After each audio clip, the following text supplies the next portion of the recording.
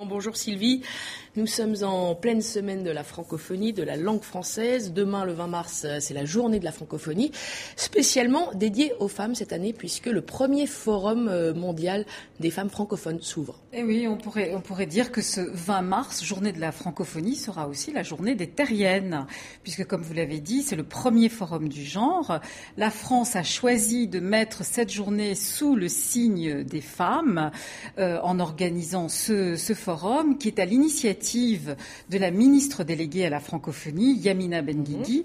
Et ce n'est pas très étonnant quand on connaît son parcours cinématographique qui est vraiment irrigué par des visages et des paroles de femmes. À quoi ça sert ce forum ?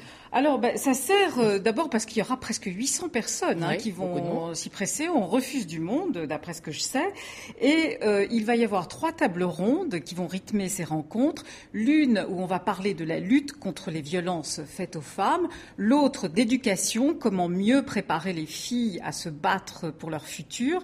Et aussi des femmes dans la sphère économique et financière, d'où elles sont singulièrement absentes, notamment dans le monde des entreprises.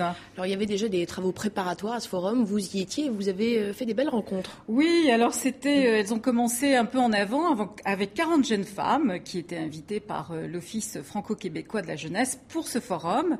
Et elles sont très épatantes, elles sont combatives, elles savent parler, enfin, etc.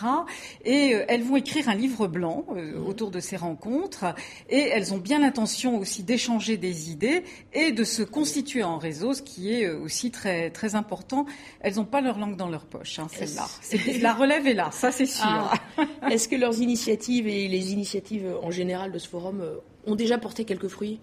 Oui, on peut dire que l'union fait la force quand même. Regardez ce qui s'est passé à la fin de la semaine dernière avec cet accord signé par les 193 pays membres des Nations Unies pour élaborer un code de conduite contre les violences faites aux femmes. Alors on peut dire que c'est la dernière victoire de Michelle Bachelet, qui était directive exécutive de ONU Femmes et qui a annoncé à cette occasion sa démission pour se consacrer au Chili. Donc voilà, on peut saluer parce que je pense qu'on va perdre une femme pour la cause des femmes, en tout cas pas pour celle du Chili. Et elle sera présente demain au forum via un message vidéo et vous pourrez suivre toutes ces tables rondes, toutes ces discussions en direct sur notre site Terrienne et via notre compte Twitter @TerrienneTV5. Je crois que ça s'affiche effectivement en bas de l'écran. Vous y retournez, Sylvie ? Bien entendu, bien entendu. Donc on vous verra en chair et en os. Absolument. En plus,